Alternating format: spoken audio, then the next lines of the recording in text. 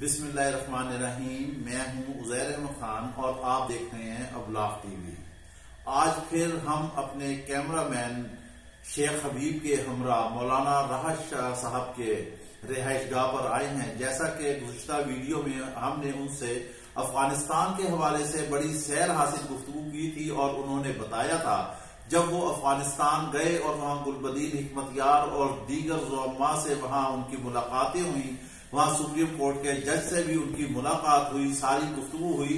اس دور کے طالبان اور اس دور کے طالبان میں موازنہ انہوں نے کیا تھا کہ اب جدید طالبان کیا ہے اور اس وقت وہ کیا تھے.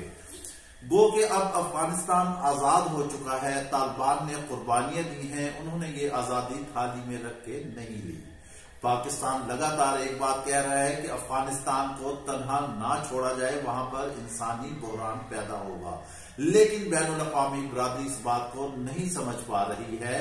پاکستان یہ بار بار باور کرا رہا ہے کہ اگر افغانستان کو تنہا چھوڑا تو پوری دنیا کے لیے خطرناک ثابت ہوگا. اس آزادی کے بعد قندھار میں 2 مرتبہ جمعہ مبارک کو دھماکے ہوئے، خودکش دھماکے ہوئے، ویسے دھماکے ہوئے جس میں متعدد درجنوں قیمتی جانیں ضائع ہوئیں.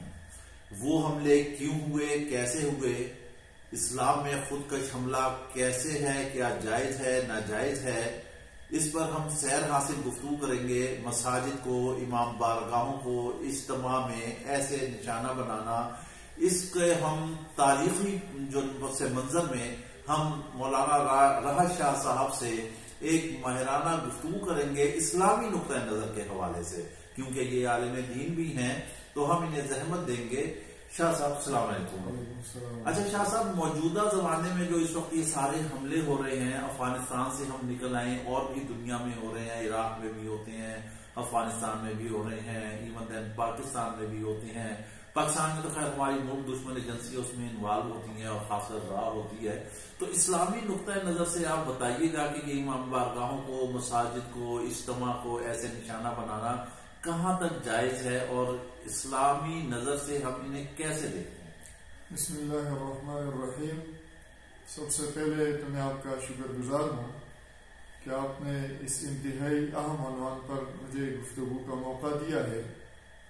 جہاں تک اسلامی نقطۂ نظر ہے تو وہ تو واضح ہے، اسلام کسی بے گناہ کی جان لینے کا اجازت بالکل قطعا نہیں دیتا.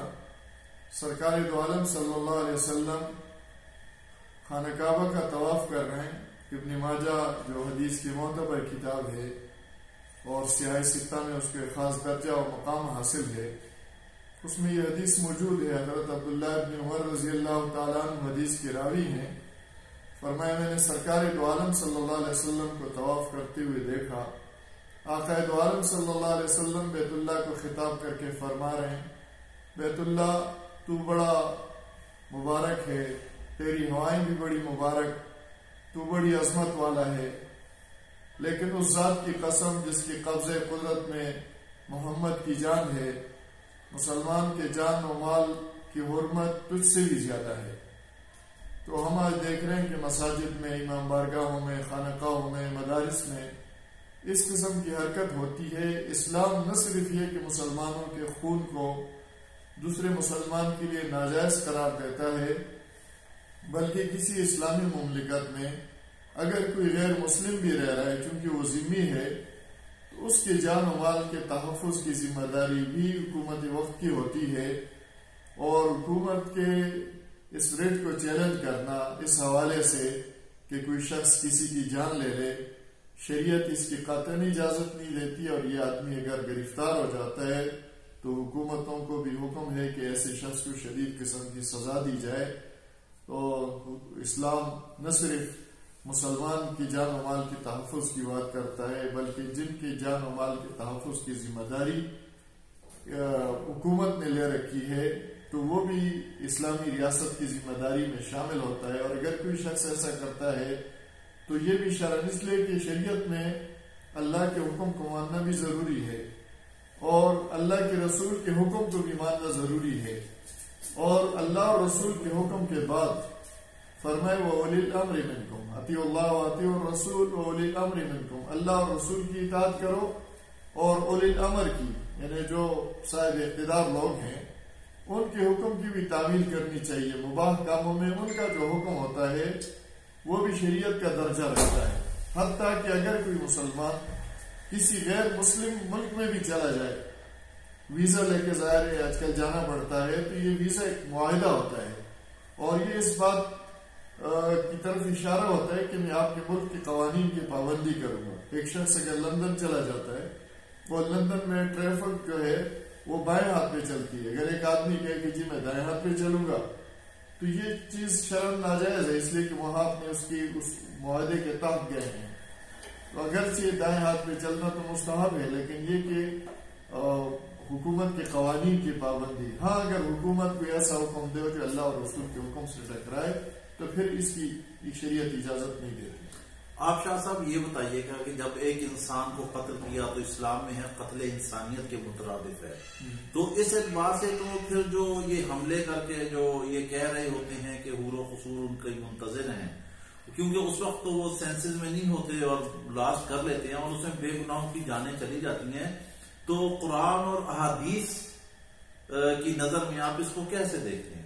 دیکھیے یہ تو خیر وہاں کا معاملہ تو مابین و بین اللہ اور اس کا معاملہ ہے، لیکن بہرحال شریعت کے احکامات اس سلسلے میں واضح ہیں کہ ایک آدمی جو بازار میں گھوم رہا ہے، جو کسی جگہ اپنے مذہب کے مطابق اپنے عقیدے کے مطابق عبادت کے لیے گیا ہے، وہ میدان جنگ میں نہیں ہے.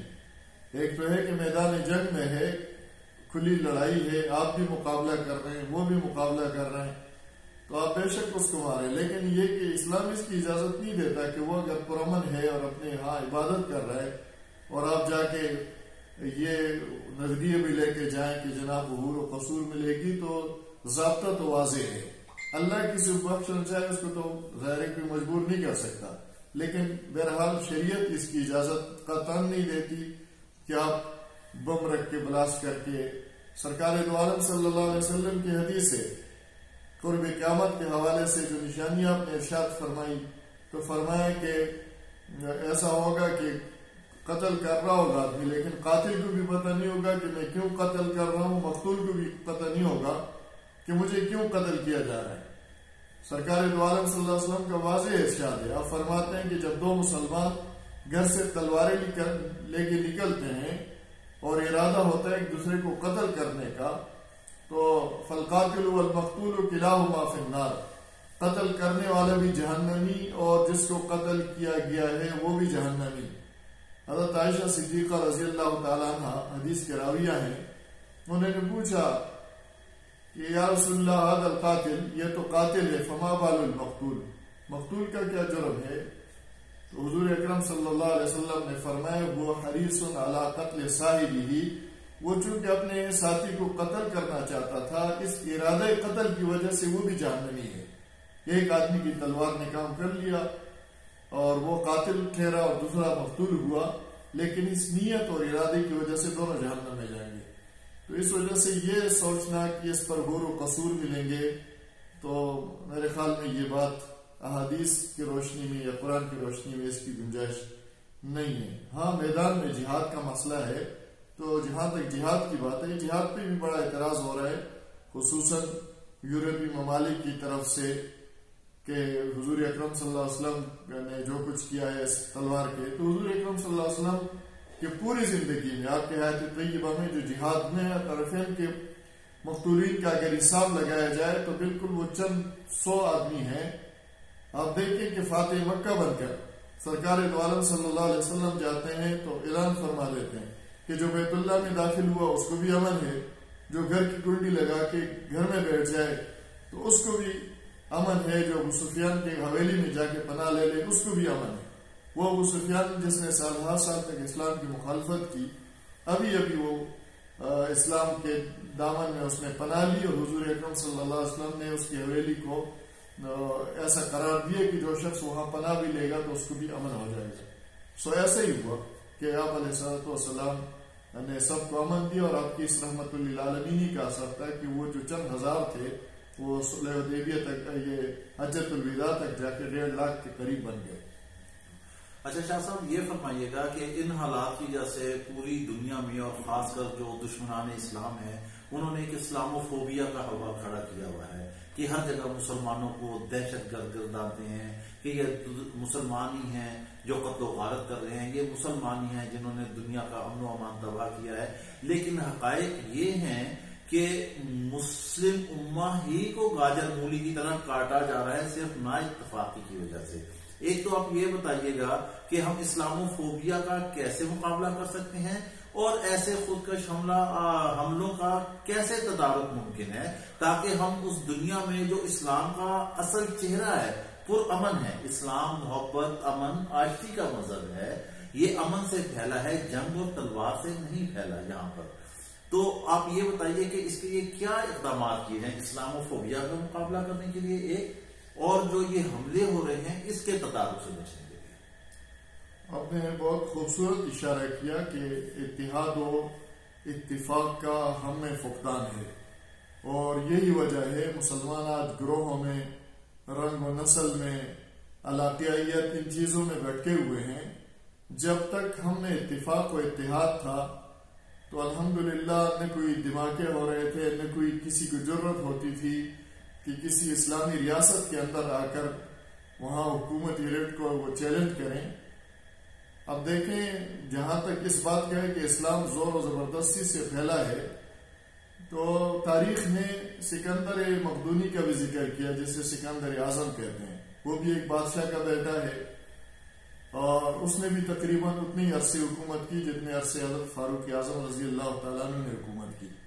فرق یہ کہ بادشاہ کا بیٹا ہے، اس کے پاس جو فوج ہے وہ منظم قسم کی فوج ہے اور وہ بھی اتنی علاقے کو فتح کرتا ہے، لیکن جو وہ چلا جاتا ہے تو اس کا مذہب، اس کا عقیدہ بھی چلا جاتا ہے.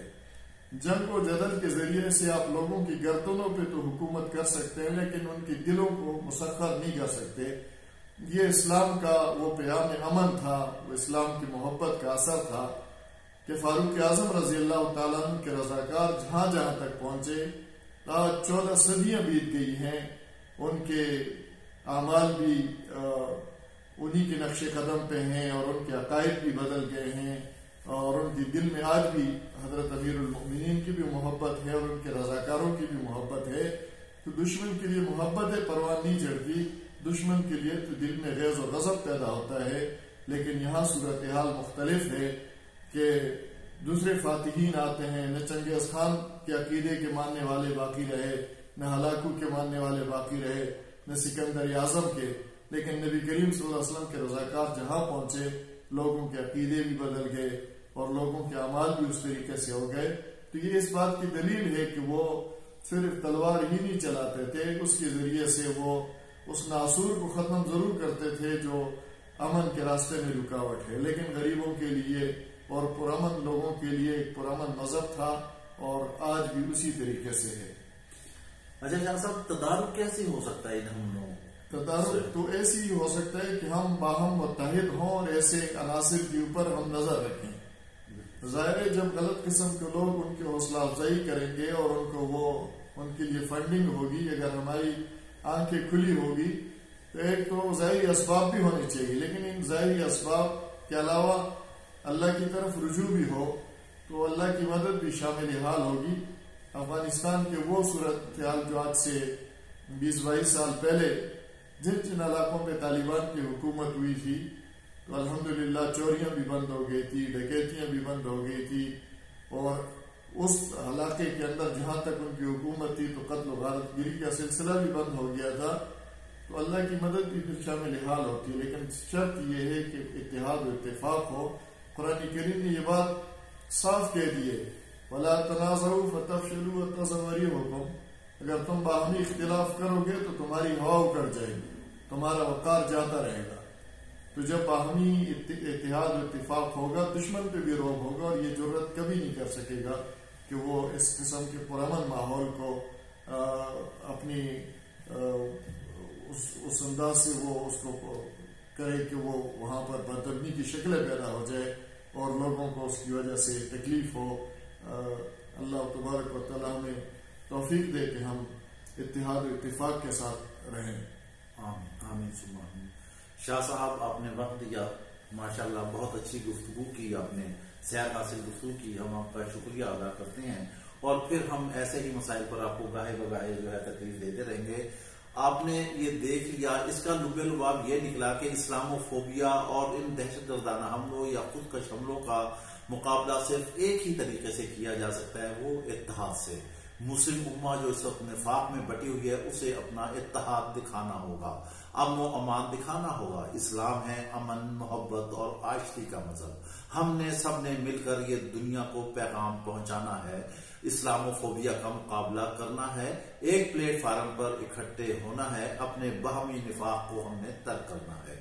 اس کے ساتھ ہی آپ ہمیں اجازت دیجیے، اور اگر ابھی تک آپ نے ابلاغ ٹی وی کو سبسکرائب نہیں کیا تو پلیز اسے سبسکرائب کیجیے، تاکہ آپ کو ایسے تجزیے اور سیر حاصل گفتگو سے آپ جو ہیں فیض یاب ہوتے رہیں۔ اس کے ساتھ ہی ہمیں اجازت دیجیے، اللہ حافظ۔